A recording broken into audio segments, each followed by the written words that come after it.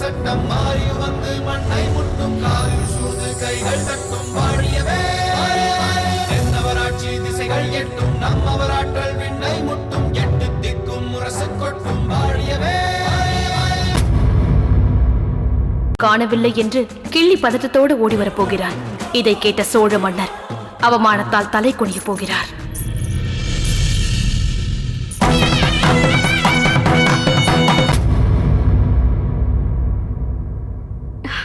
அதோ மலர்கொடி வந்து விட்டாள்.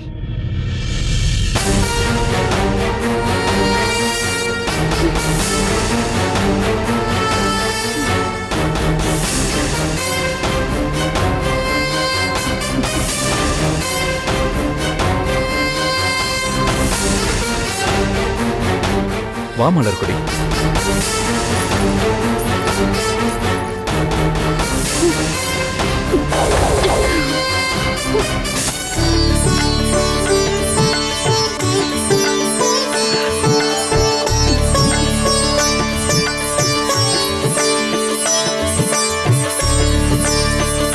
இனி உனக்கு தாய் தந்தையர் நாங்கள் இல்லை.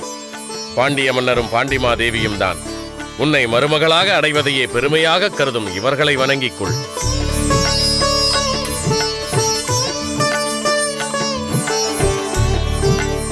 சகல நலன்களையும் பெற்று இருமன்னர் குலத்திற்கும் பெருமை சேர்ப்பாயாக. மீனாட்சியை போல் நித்திய சுமங்கலியாக திகழ்வாயாக. உட்காரம்மா.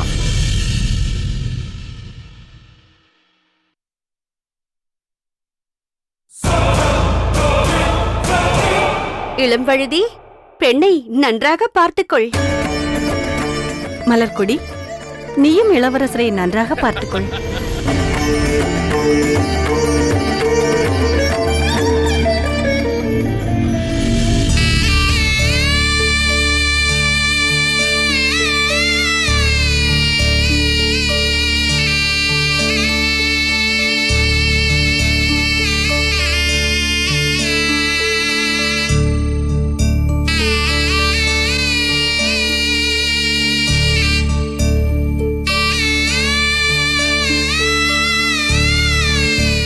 நிச்சயதார்த்தத்திற்கான மடலை வாசிக்கலாமா? வாசியுங்கள்.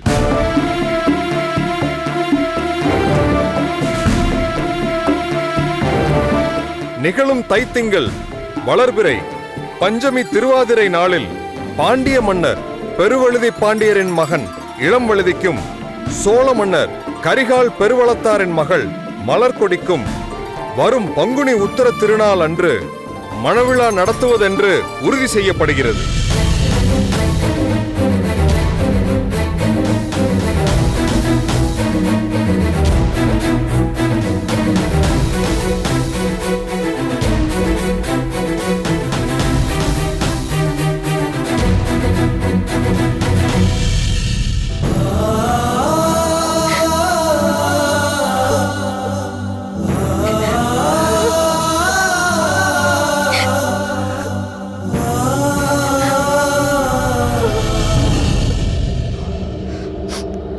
மலர்கொடி,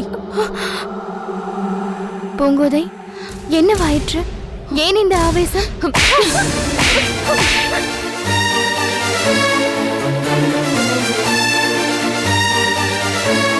செய்வதெல்லாம் செய்துவிட்டு என்னை பார்த்து கேள்வி கேட்கிறாயா? உன்னை பற்றி எவ்வளவு உயர்வாக நினைத்திருந்தேன். உன்னை என் தோழி என்பதில் எவ்வளவு பெருமை கொண்டேன். ஆனால் நீ இப்படி செய்து விட்டாயே. என்ன சொல்கிறாய்? எப்படி உன்னால் மனசாட்சியை கொன்றுவிட்டு இப்படி கேட்க முடிகிறது? மனதார ஒருவனை நினைத்துவிட்டு அவனை காதலித்துவிட்டு மற்றொருவனை ஏற்றுக்கொள்ள எப்படி மனம் துணிகிறது? இதுதான் ஒரு தமிழ் பெண்ணுக்குள்ள பண்பா? போதும் பூங்கோதை, இத்தனை நாட்கள் என்னோடு நெருங்கி பழகிவிட்டு என் பண்பை பற்றி உனக்கு சந்தேகம் வந்துவிட்டதா? நான் ஏன் இப்படி செய்தேன் என்று உனக்கு தெரியுமா? தெரியும் மலர்கொடி, தெரியும். சோழ நாட்டு இளவரசியாக வாழ்ந்த உனக்கு பாண்டிய நாட்டின் அரசியாக வாழ வேண்டும் என்ற ஆசை வந்துவிட்டது. அதனால்தான் நீ இப்படி செய்கிறாய். அப்படியெல்லாம் நினைக்காதே பூங்கோதை. எந்த நிலையில் இந்த தீர்மானத்திற்கு வந்தேன் என்பதை கேட்டுக்கொண்டு பேசு. இனி நான் உன்னிடம் எதுவும் கேட்க தயாராக இல்லை. மரண தண்டனை விதிக்கப்பட்ட குற்றவாளிக்கு கூட அவன் தன் கருத்தை கூறுவதற்கு நேரம் தருவார்கள். உடனிருந்து பழகிய தோழியான நீ அதற்கு கூட இடம் தர மாட்டாயா? நீ செய்த துரோகம் கொலை குற்றத்தை விட மோசமானது. உன்னை காதலித்தவன் மனதை கொன்றுவிட்டு உன்னை நீயே அழித்துக் கொள்ளப் போகிறாய். பாண்டிய பேரரசின் அரியணையில் அமர வேண்டும் என்ற ஆசையால் உன்னை நம்பியவனை மோசம் செய்து விட்டாய். சீ, நீயும் ஒரு பெண்ணா? போதும், நிறுத்து. இவ்வளவு காலம் பழகியும் என்னை புரிந்து கொள்ளாத ஒருத்தியை என் உயிர் தோழி என்று நினைத்தேனே, அதற்காக நான் வெட்கப்படுகிறேன்.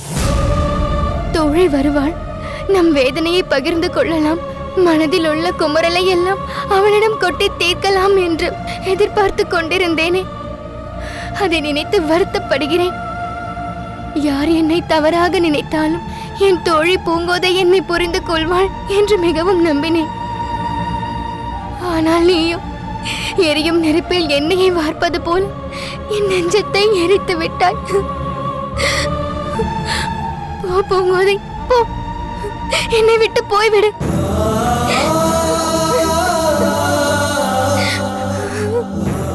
என்னை மன்னித்துவிட மலர்கொடி. உன்னுடைய மனதில் எத்தகைய துன்பத்தை வைத்துக் கொண்டிருக்கிறாய் என்பதை உணராமல் ஏதேதோ பேசிவிட்டேன். நீ இப்படி நடந்து கொள்ளும் அளவிற்கு என்னதான் நடந்தது? வேண்டாம், என்னிடம் ஒன்றும் கேட்காதே. கேட்கக்கூடாத கேள்விகளை எல்லாம் கேட்டுவிட்டு இப்போது காரணம் கேட்கிறாயா? உன்னை கோபித்துக் கொள்ள எனக்கு உரிமை இல்லையா? நீ மணிமாறனை விரும்ப தொடங்கியது முதல் அவரோடு நீ நாட்டை விட்டு போக முயன்றது வரை அனைத்தையும் உடனிருந்து பார்த்தவள் நான். அதனால்தான் மனம் தாங்காமல் அப்படி கேட்டுவிட்டேன். இப்பொழுது சொல், ஏன் இப்படி செய்தாய்? சொல்கிறேன் பூங்கோதை, சொல்கிறேன். நான் ஏன் பாண்டிய இளவரசரை மணக்க சம்மதித்தேன் என்பதை சொல்கிறேன். நிச்சயதார்த்தத்திற்கு முதல் நாள் இரவு உறக்கம் வராமல் தவித்துக் கொண்டிருந்த நான் அரண்மனை தோட்ட பகுதிக்கு சென்றேன். அங்கே என் தமையன் கிள்ளி வளவனும் என் தந்தையார் மாமன்னரும் பேசிக் கொண்டிருப்பதை பார்த்தேன். அவர்கள் என்னை பற்றி தான் பேசிக் கொண்டிருந்தார்கள். என்ன பேசிக் கொண்டார்கள்?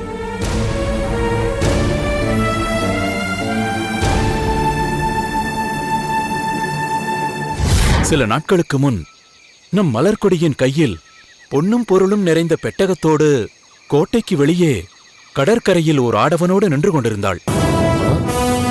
அவர்கள் நின்ற நிலையே யாருக்கும் தெரியாமல் நாட்டை விட்டு சென்றுவிட வேண்டும் என காத்திருப்பது போல் தோன்றியது. என்ன சொல்கிறாய் கிள்ளிவளவா? யாரவன்? பாண்டிய நாட்டின் படைத்தலைவன் மணிமாறன். மணிமாறனா? ஆம் தந்தையே. இனி ஒரு முறை இது போன்ற காரியத்தில் அவன் ஈடுபட்டால் இத்தனை நாட்கள் பழகிய நண்பன் என்றும் பார்க்க மாட்டேன். இங்கிருந்து அடையாளமே தெரியாதபடி வெட்டி எறிந்து புதைக்குழிக்குள் போட்டு மூடிவிடுவேன். எந்த சூழ்நிலையில் அவளை இரு கைகளில் ஏந்தி கொண்டு வந்தேன் என்பதை ஒருபொழுதும் அவள் மறக்க மாட்டாள்.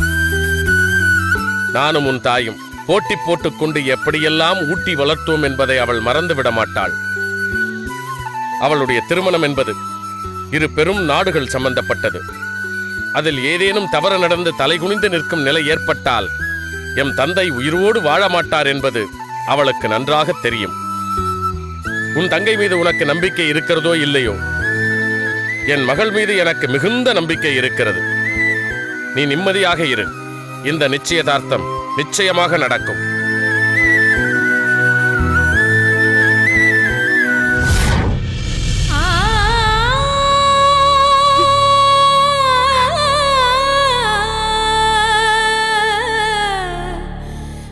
இப்பொழுது சொல் பூங்கோதை, இந்த அளவிற்கு என் மீது நம்பிக்கை கொண்டிருக்கும் தந்தைக்கு மாறாக நான் எப்படி நடந்து கொள்ள முடியும்? அதிலும் அவர் யார்? வடதிசை கங்கையும் தென் திசை ஈழமும் கொண்டு பரந்த சோழ மண்டலத்தை அரசாளும் பேரரசர். அவருக்கு தெரியாமல் நாங்கள் எங்கே போய் ஒளிந்து கொள்ள முடியும்? தன் தங்கையின் கணவரையே தேச துரோகி என அறிந்ததும் சிறையில் அடைத்தவர் அவர். பாண்டிய படைத்தலைவரான மணிமாறனை யாருக்கும் தெரியாமல் காராகிரகத்தில் அடைத்து வைக்க எவ்வளவு நேரம் ஆகிவிடும்? அப்படியெல்லாம் செய்யாமல் என் மகள் இப்படி செய்ய மாட்டாள் என்று உறுதியோடு என்னை சுதந்திரமாக உலவ விட்டாரே. அதிலும் உன் தாய் அடிக்கடி சுட்டி காட்டுவது போல நான் அவர் பெற்ற மகளும் அல்ல, அனுதாபத்தால் கொண்டு வந்து வளர்க்கப்பட்டவள். அப்படி வளர்த்தவரை இன்று நாடே பார்த்து அனுதாபப்படும்படி ஏற்படுத்தி விட்டாள். என்னை விட நன்றி கெட்டவள் வேறு யார் இருக்க முடியும்? என் மீது காழ்ப்புணர்ச்சி கொண்டவர்கள் இதை அறிந்தால் என்ன சொல்வார்கள்? எதையோ நீராட்டி நடுவீட்டில் வைத்தாலும் அது வாளை சுருட்டி கொண்டு வேதிக்குதான் ஓடும் என்ற பழமொழியை சொல்லி தூற்ற மாட்டார்களா? மலர்கொடி, என் மனதில் மட்டும் நான் நேசித்த ஒருவரை இழக்க நேர்ந்ததே என்ற வேதனை இல்லை என்று நினைத்தாயா?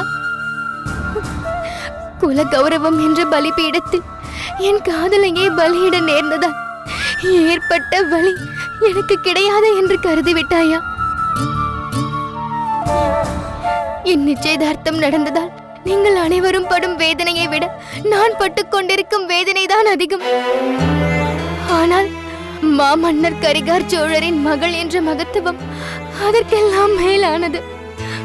மன்னருக்காக நான் என்னையே அழித்துக் கொள்ள நேர்ந்தாலும் அதை செய்வேனே தவிர அவரது குல பெயரை அழிக்கும் செயலை ஒருபோதும் செய்ய மாட்டேன். மலர்கொடி, தயவு செய்து அழாதே.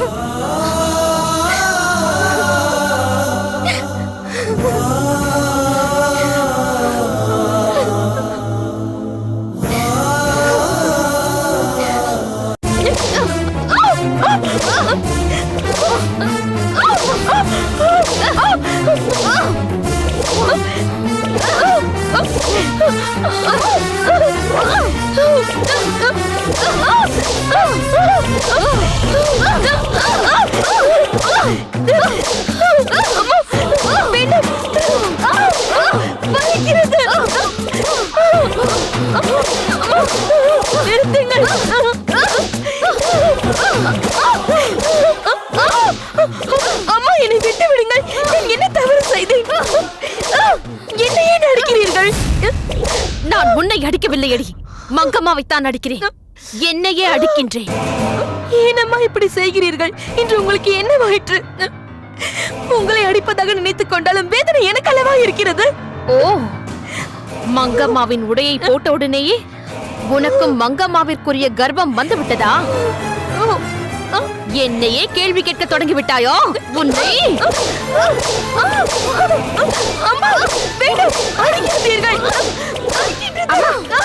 அவளை விட்டு தடுக்கிறாள்.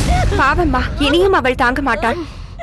உங்களுக்கு யார் மீதோ உள்ள கோபத்திற்கு பாவம் அவள் ஏன் பலியாக வேண்டும்? விட்டு விடுங்கள்.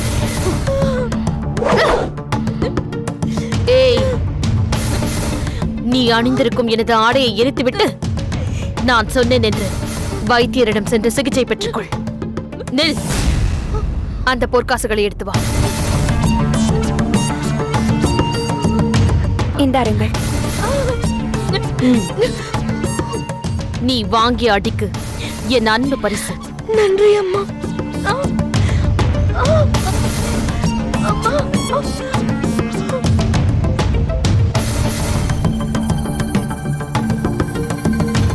இன்று என்னம்மா ஆயிற்று? ஏன் இப்படி செய்தீர்கள்? என்னையே அடித்துக் கொள்ள முடியாததால் என் உடையை அணிவித்து அவளை அடித்தேன். அந்த அளவிற்கு இங்கு என்ன நடந்து விட்டது? ஏன், அது உனக்கு தெரியாதா? அந்த மலர்கொடி நான் மணிமாறனுடன் சென்று விடுகிறேன் என்று என்னிடம் உறுதியாக கூறிவிட்டு அவள் போகாமல் ஏமாற்றி விட்டாளே. எனக்கு அவள் இப்படி ஒரு துரோகத்தை செய்வாள் என்று நான் எதிர்பார்க்கவே இல்லை. நான் கட்டியிருந்த மனக்கோட்டையை இடித்து தூள் தூளாக்கி விட்டாளே பாதகி. யார் பாதகி?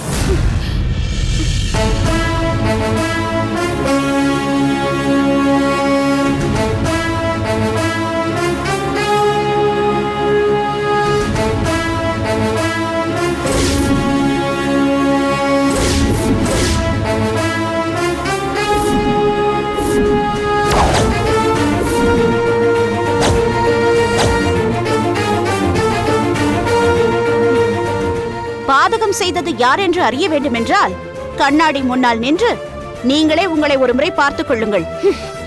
நீ எதற்கடி இங்கு வந்தாய்? தர்மத்தின் வாழ்வுதனை சூது கவ்வும், ஆனால் அந்த தர்மம் மறுபடியும் வெல்லும் என்ற சான்றோர் கருத்தை உங்களுக்கு புரிய வைப்பதற்காக. என்னடி தர்மம்? யாரடி சூது புரிந்தார்கள்? மலர்கொடி தன்னை வளர்த்து ஆளாக்கிய மாமன்னருக்கு உண்மையாக நடந்து அவர் தேர்ந்தெடுக்கும் மணாளனை முறைப்படி மணந்து கொள்வதுதான் தர்மம். அதற்கு மாறாக ஒன்றுமறியாத பெண்ணை அவள் காதலனோடு யாருக்கும் தெரியாமல் அனுப்பி வைத்து சோழ குலத்தின் பெருமையை அழித்துவிட சூழ்ச்சி செய்தார்களே, அவர்கள்தான் சூதின் வடிவமான சூழ்ச்சிக்காரர்கள். ஓ, நீதான் இப்பொழுது தர்மத்தை காப்பாற்ற புறப்பட்டிருக்கும் புதிய அவதாரமா? அவதாரம் வந்துதான் தர்மத்தை காக்க வேண்டும் என்ற அவசியமில்லை. தூய்மையும் நேர்மையும் உள்ள எவரும் தர்மத்தை காப்பாற்ற போராடலாம்.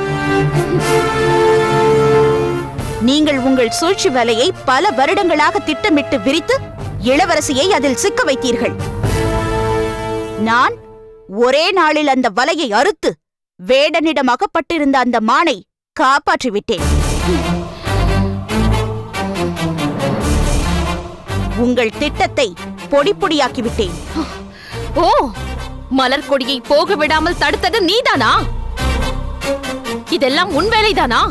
நான் ஒன்றும் இளவரசியின் அந்தப்புற வாசலில் சென்று அவர் போகிறாரா என்று கண்காணிக்கவும் இல்லை, காவல் புரியவும் இல்லை. அப்படி நான் செய்தால் அவர் ஏதோ செய்ய போகிறார் என்ற சந்தேகத்தை ஏற்படுத்தும் என்பது எனக்கு தெரியாதா என்ன? வேறு என்னதான் செய்தாய்? ஒரே ஒரு முறை இளவரசியை சந்தித்து அவர் யார், எந்த நிலையில் இந்த அரண்மனைக்கு வந்தார், மாமன்னர் அவருக்கு என்ன செய்ய போகிறார் என்பதை விளக்கினேன். குலத்தை கெடுக்க வந்த கோடாரி காம்புகளாக மங்கம்மாக்கள் இருக்கலாம், ஆனால் மலர்கொடி தவறான இடத்தில் படரலாமா என்று கேட்டேன். உடனே இளவரசியும் உண்மையை புரிந்து கொண்டார். சோழ மன்னருக்கு மகளாக நடந்து கொள்வேன் என்பதை தக்க தருணத்தில் அவர் நிரூபித்தும் விட்டார். இழிந்த பிறவிகள்தான் அருவருப்பான இடத்தை தேடி அடிக்கடி ஓடும். புலி பசித்தாலும் புல்லை தின்னாதல்லவா? புலிக்கொடி தரித்தவரின் மகள் மட்டும் எப்படி தவறு செய்வாள்? தான் முகர்ந்தது தன் தகுதிக்கு உகந்ததல்ல என்பதனை புரிந்து கொண்டு தானே விலகிவிட்டாள். நீங்கள் மன்னருக்கு தங்கை என்பதை மறந்து அவருக்கும் இந்த நாட்டுக்கும் துரோகம் செய்ய நினைத்தீர்கள்.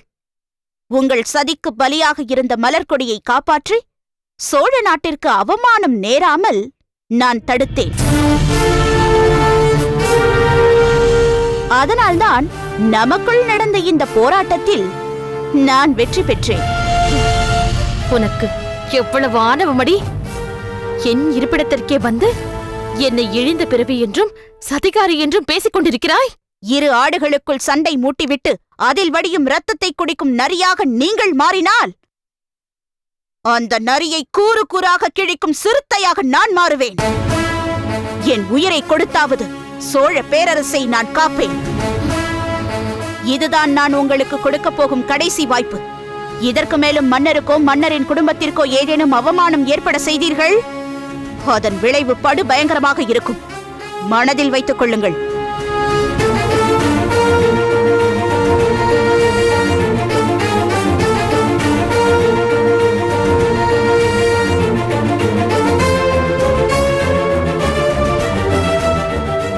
ஏய் முத்துநகை, எனக்கா சவால் விடுகிறாய்? உன்னை பார்த்துக் கொள்கிறேன்.